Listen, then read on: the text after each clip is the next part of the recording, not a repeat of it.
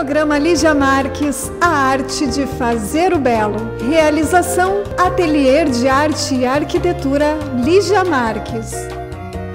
Oferecimento, Camacho Consultores, consultoria em recrutamento e seleção. Química Pampa, solução em produtos para piscinas e higienização.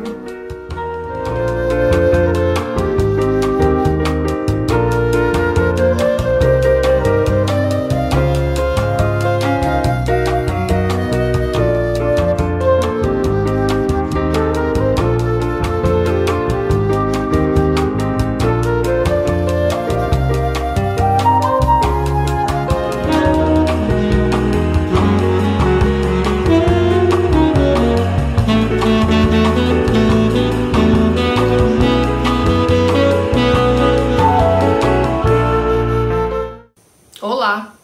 Estamos apresentando mais um programa Lígia Marques, a arte de fazer o belo. Você pode assistir este programa na TV Santa Maria, canal 19 da NET, e nas redes sociais do programa Lígia Marques e da TV Santa Maria. E também no site santamaria.tv.br. No canal do YouTube também e no Instagram. Este programa é produzido pela SM Produtora e é uma realização do Ateliê de Arte e Arquitetura Lígia Marques, localizado no Centro Internacional de Arte e Cultura Humanista Recanto Maestro. Hoje temos um convidado especialíssimo. Nós vamos conversar com ele de Londres.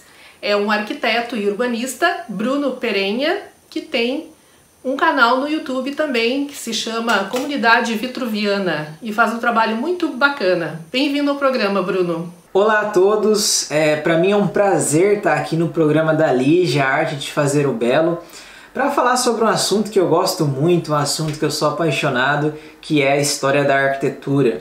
E hoje em especial a gente vai dar uma ênfase para a mulher, para o papel da mulher em toda a história da arquitetura, em toda a história da construção.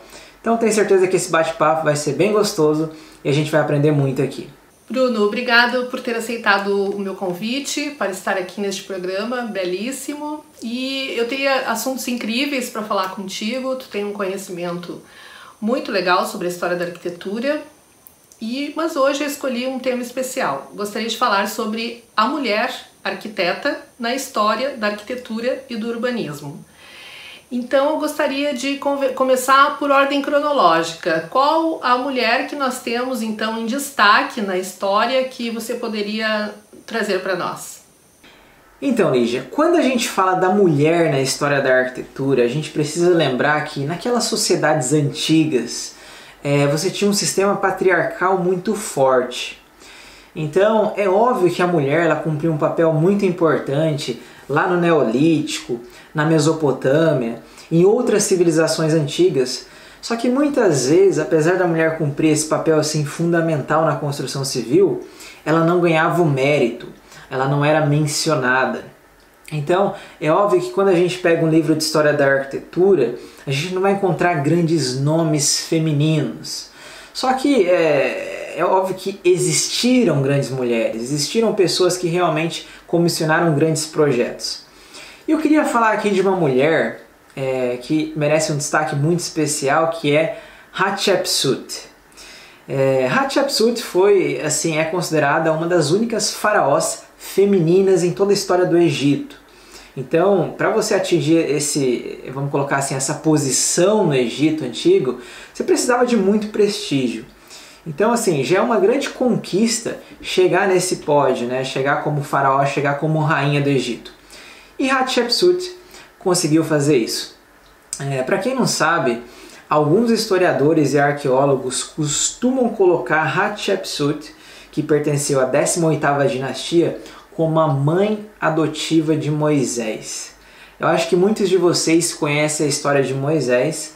Moisés foi colocado em um cestinho de junco no rio Nilo, né? E aí possivelmente Hatshepsut vai lá, pega aquele bebezinho, adota e cria ele naquela atmosfera egípcia. Então ele cresce com aqueles costumes e tudo mais.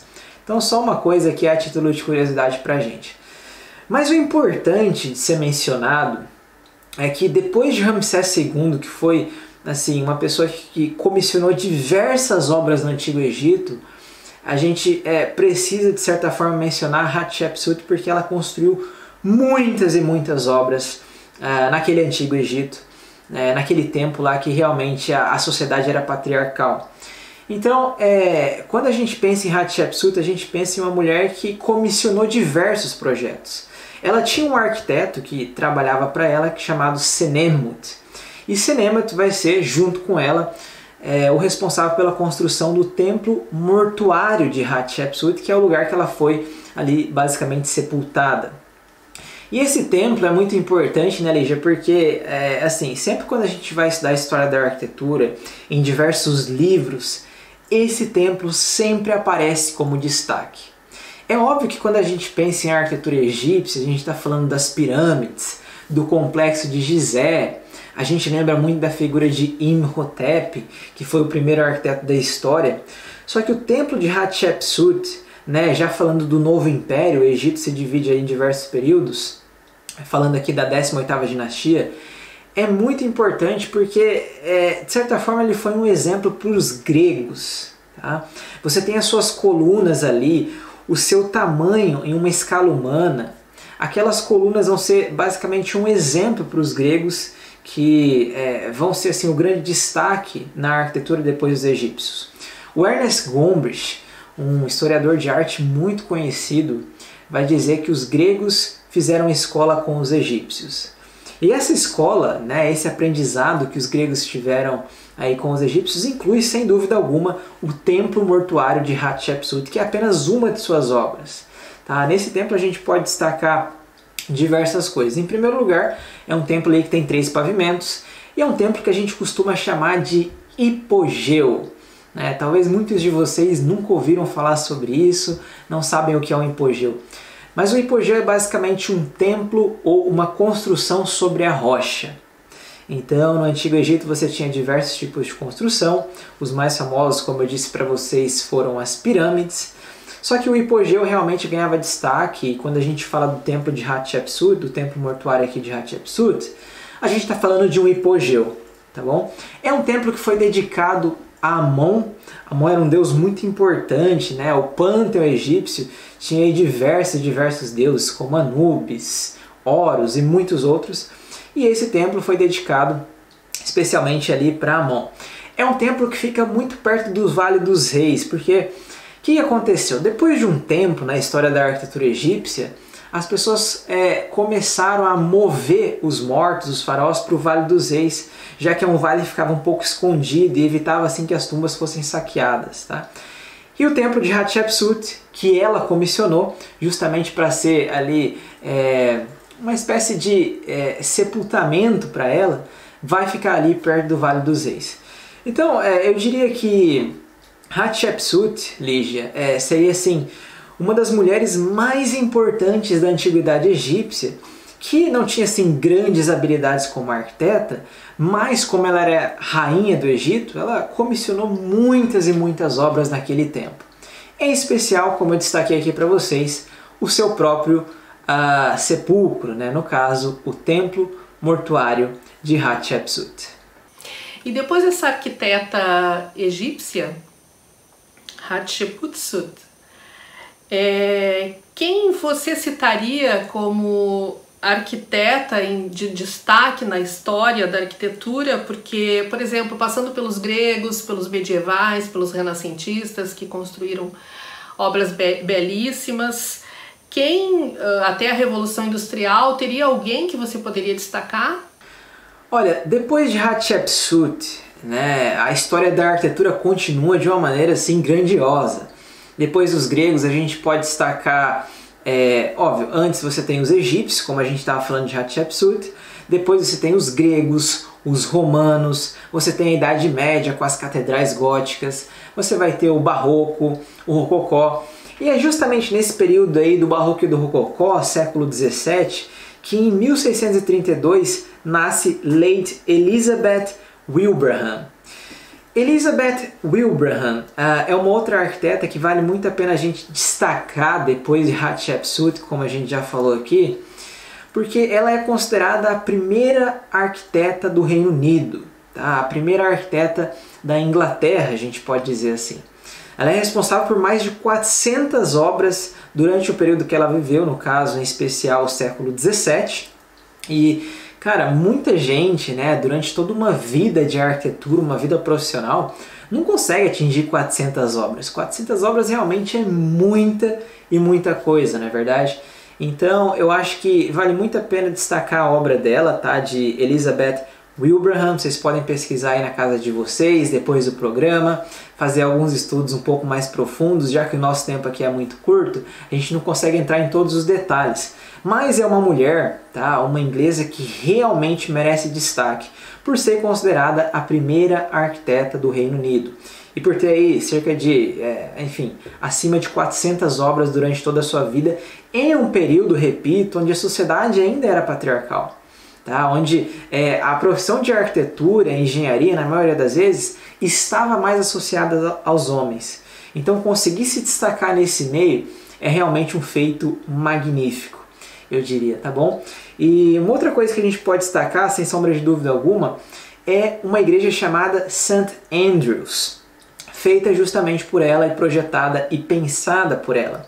St. Andrews, vocês podem ver algumas imagens aí na tela, é uma igreja no estilo românico, uma igreja assim bem fortificada. A gente sabe que durante o românico, né, quando o românico se desenvolveu na Alta Idade Média, você tinha uma Europa rodeada pelas tribos bárbaras, então as edificações elas eram muito fortificadas. O que basicamente Elizabeth Wilbraham faz nessa igreja de St. Andrews é basicamente criar uma igreja em um estilo neo-românico. A gente pode ver algumas características ali muito importantes dessa igreja, como no caso o arco semicircular, que é uma herança do românico. A gente pode ver, enfim, a pedra sendo usada em abundância também nessa edificação e muitas outras coisas. Poucas aberturas, justamente porque a parede tem uma função estrutural muito importante. Essas igrejas românicas elas eram um pouco escuras na sua parte interna. Então eu diria para vocês que depois de Hatshepsut a gente pode destacar o trabalho de Elizabeth Wilbraham aqui na Inglaterra como uma grande arquiteta do século XVII. No século XX nós temos duas arquitetas contemporâneas nascidas próximas. Em 1914 a Lina Bo Bardi, que já fizemos um programa aqui sobre ela, e em 1916 Jane Jacob, que trouxeram grandíssimas contribuições para essa área da arquitetura e do urbanismo.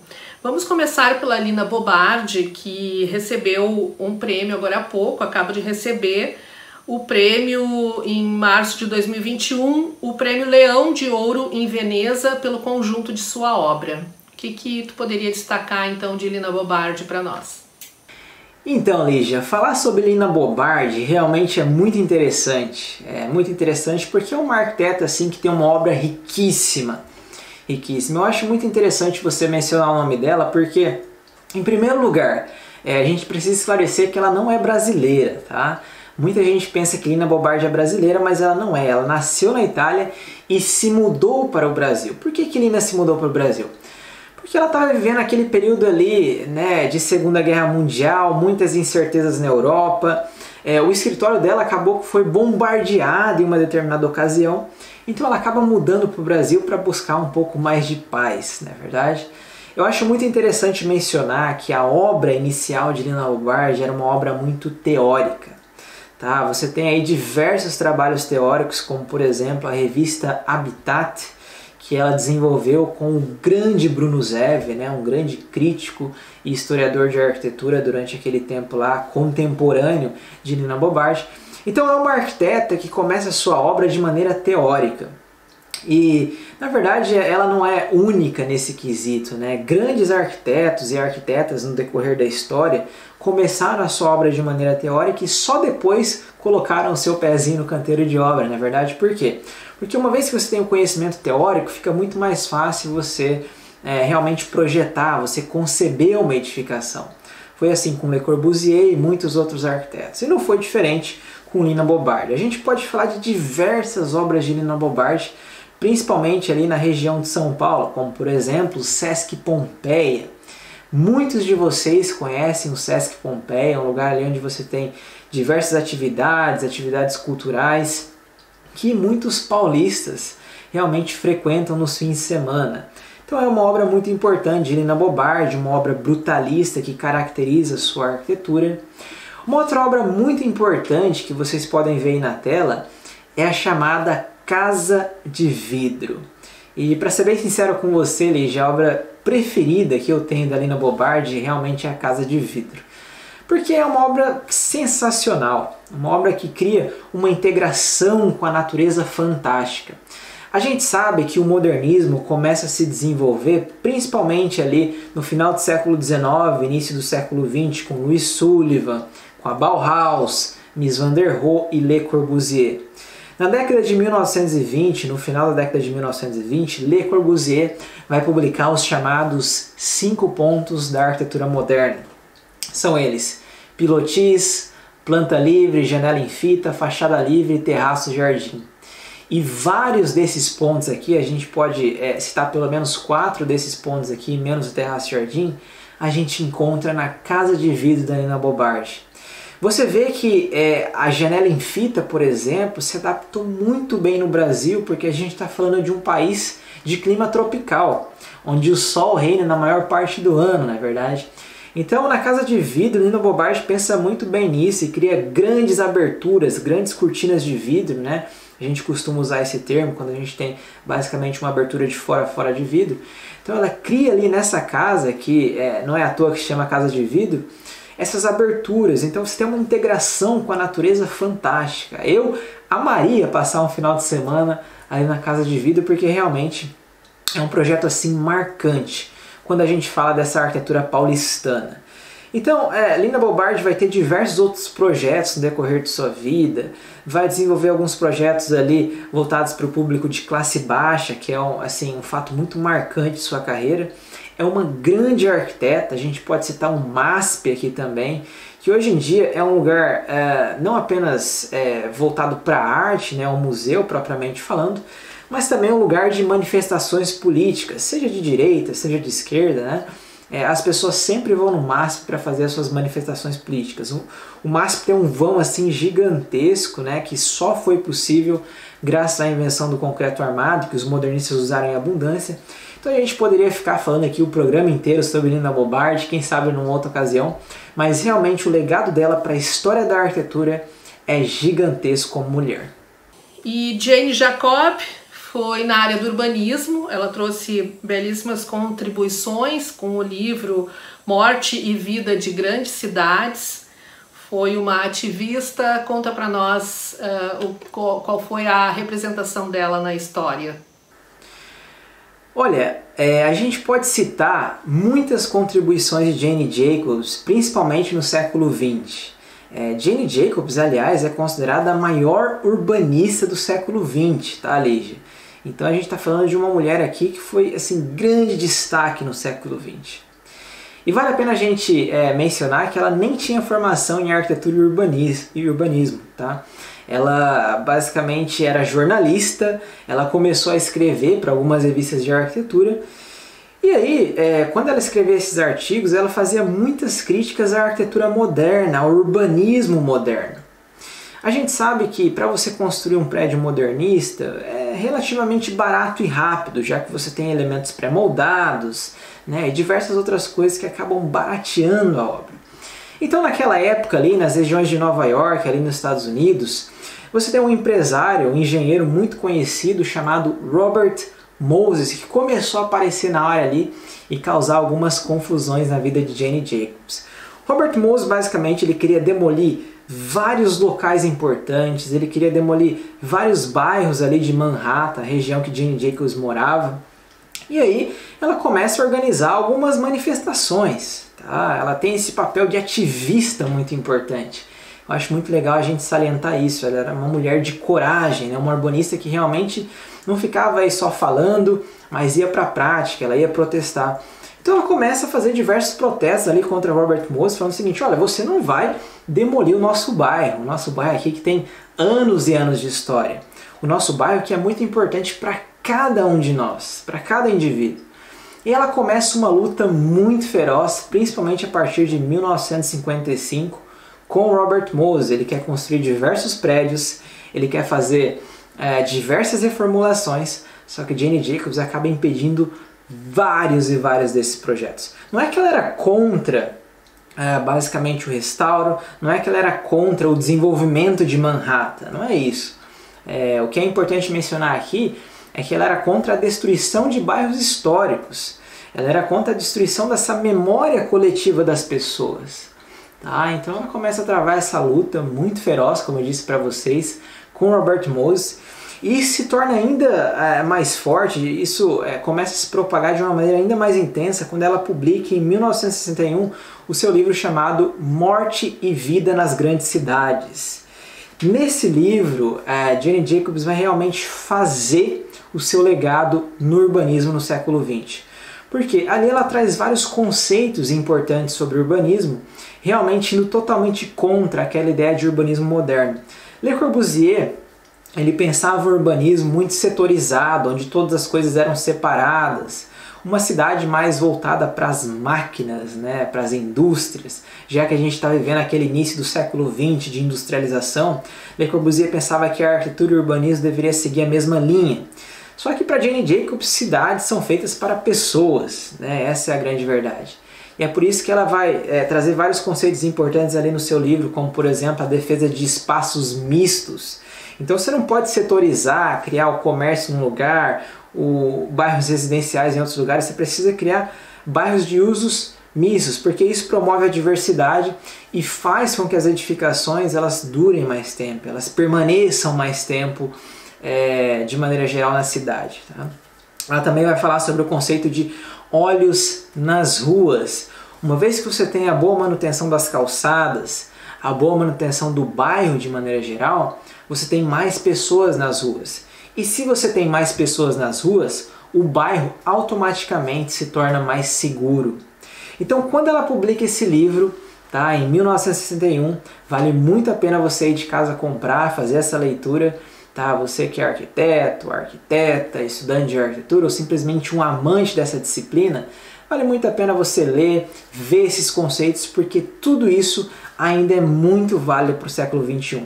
Então eu diria, Lígia, que o grande legado de Jane Jacobs é ser essa mulher ativista, é ser corajosa, né? É ir contra essa ideia de destruição da memória coletiva que um bairro pode proporcionar para as pessoas. E eu acho que esse legado ainda continua fazendo a diferença na vida de várias arquitetas e estudantes de arquitetura até o século XXI. Ok, obrigado Bruno, nós vamos para um rápido intervalo e voltamos logo. Antes disso eu gostaria de falar para vocês que esse colar que eu estou usando é uma peça pintada por mim, é uma peça em madrepérola e eu coloquei este lencinho para destacar na túnica que eu estou usando e para fazer um charme também, dar um valor à peça. O lencinho é pintado por mim também. E eu gostaria então de mostrar para vocês a minha loja virtual, ligiamarques.com.br. Nós vamos fazer um tour por ela agora e voltamos depois dos comerciais.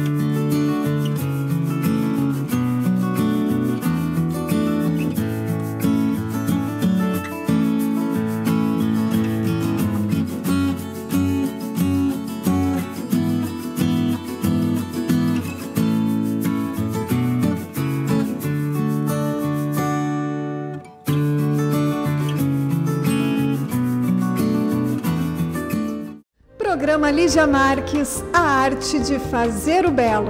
Realização, Ateliê de Arte e Arquitetura Lígia Marques. Oferecimento, Camacho Consultores. Consultoria em recrutamento e seleção. Química Pampa, solução em produtos para piscinas e higienização.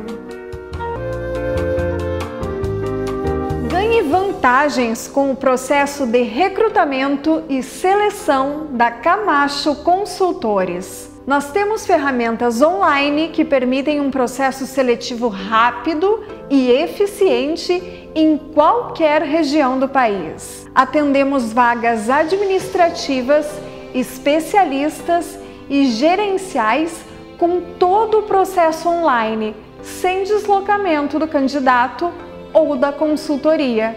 Fale conosco, vamos buscar juntos a alternativa mais adequada para a sua necessidade de contratação.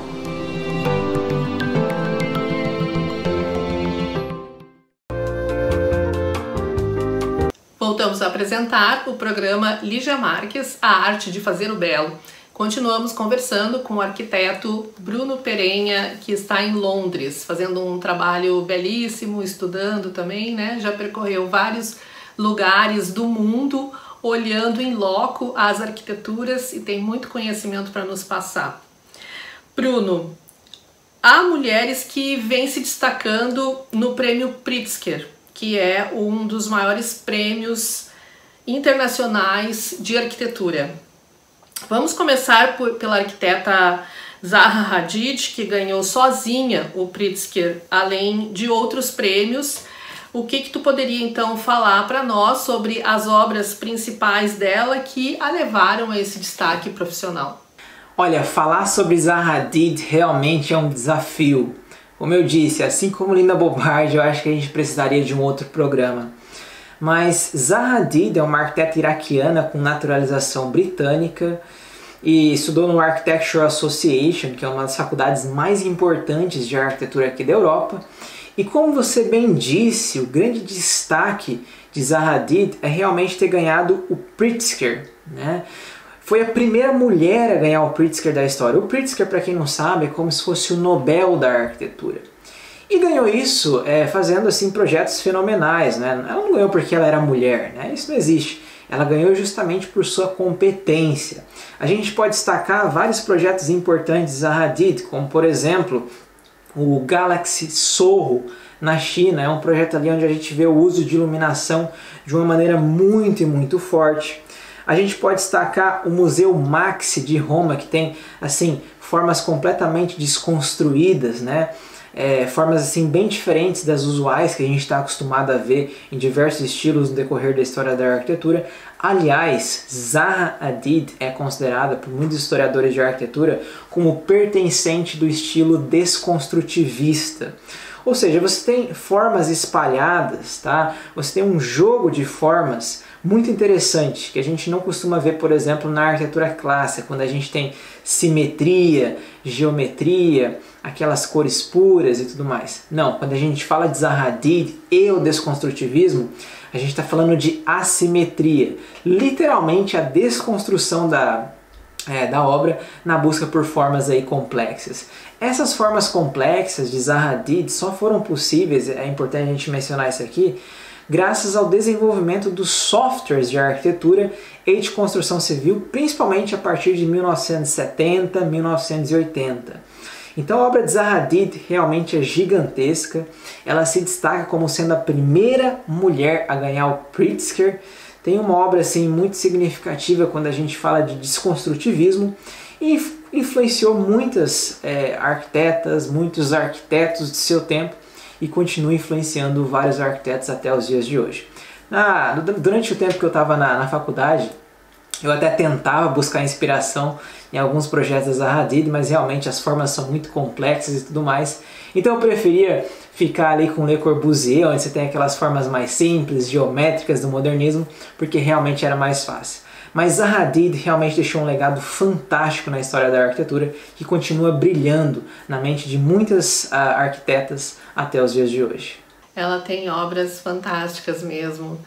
Em destaque para o século XXI agora, o Prêmio Pritzker ele vai para Kazuyo Sejima em 2010, com outros arquitetos do escritório, né? Ela não ganhou sozinha, e Carme Pingen em 2017, uma arquiteta da Espanha que também ganha com os seus companheiros de escritório. junto com seus parceiros de escritório. E em 2020 nós temos o prêmio Pritzker vai para uma dupla de mulheres arquitetas irlandesas, Yvonne Farrell e Shelley McNamara. No seu ponto de vista, o que leva estas arquitetas a receberem este reconhecimento em suas carreiras, esse prêmio tão importante? É uma soma de acontecimentos? Como é que seria? Então, Lígia, eu concordo plenamente com você quando você disse que esse século XXI é o século da mulher na arquitetura. Porque a gente acabou de falar de Zaha Hadid, que em 2004, justamente no século XXI, ganhou o Pritzker pela primeira vez, abrindo uma porta aí muito significativa para todas as mulheres, não é verdade? Só que tudo isso tem acontecido simplesmente por mérito dessas mulheres, pelo excelente trabalho que elas têm feito na arquitetura. Você citou o Pritzker de 2020 e eu poderia estar aqui o Pritzker de 2021, recente, que foi dado por um casal francês. E nesse casal ali você tem a Anne, uma francesa que tem feito projetos arquitetônicos fantásticos em diversas regiões do mundo. Então a mulher tem ganhado esse destaque ao redor do mundo. No Brasil também, né, a mulher arquiteta tem ganhado assim, um destaque fenomenal. A gente pode citar aqui o maior canal de arquitetura do Brasil hoje é de uma mulher, da Patrícia, Doma Arquitetura. Tem feito um trabalho também fenomenal nessa área de design de interiores e tudo mais. Vale a pena mencionar que o CAU, Conselho de Arquitetura e Urbanismo, às vezes divulga os seus anuários. E ali nesses anuários tem diversas estatísticas mostrando como, vamos colocar assim, toda a comunidade de arquitetura está se desenvolvendo em território nacional. E você vê nesse anuário do CAU que na universidade as mulheres já são maioria. Então elas estão praticamente aí dominando os cursos de arquitetura. O que significa que em questão de anos o mercado de arquitetura no Brasil também vai ter mais mulheres. Então uma coisa é consequência da outra, essa é a minha opinião. Uma vez que você tem mais mulheres na faculdade, você tem mais mulheres no mercado de trabalho.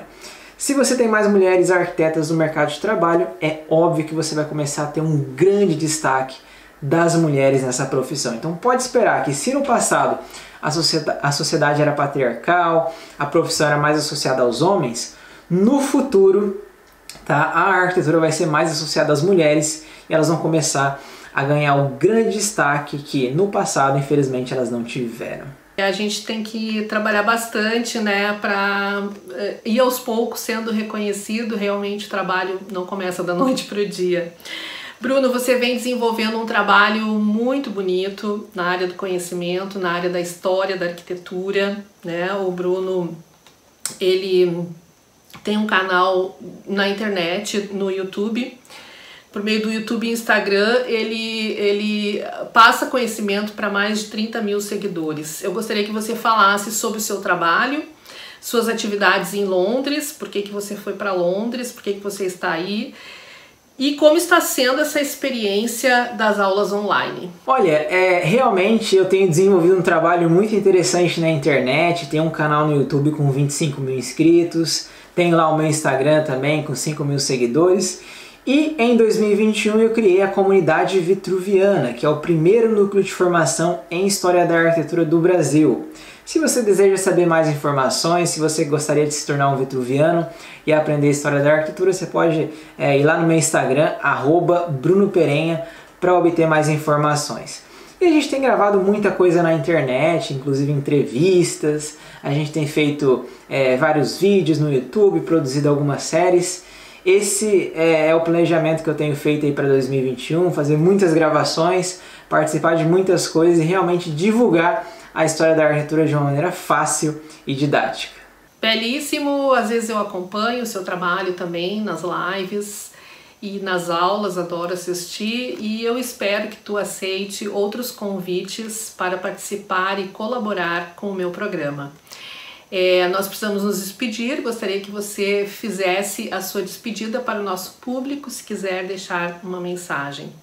Então é isso, eu super agradeço a participação aqui no programa Arte de Fazer o Belo, esse bate-papo aqui que eu tive contigo e com todos os internautas, com as pessoas que estão assistindo. Foi um prazer e já fico aí à disposição para quem sabe um próximo encontro. Estamos encerrando mais um programa Lígia Marques, a arte de fazer o belo. Você pode seguir nossas páginas sociais para não perder nenhum programa. Ele passa todos os sábados, inédito, às 20 horas na TV Santa Maria e também nas páginas do Facebook, Instagram e no canal do YouTube. Agradeço aos apoiadores culturais deste programa. Você pode enviar mensagens, sugestões e, se quiser ser um apoiador cultural deste programa, estamos abertos às negociações. O e-mail é programaligiamarques@gmail.com.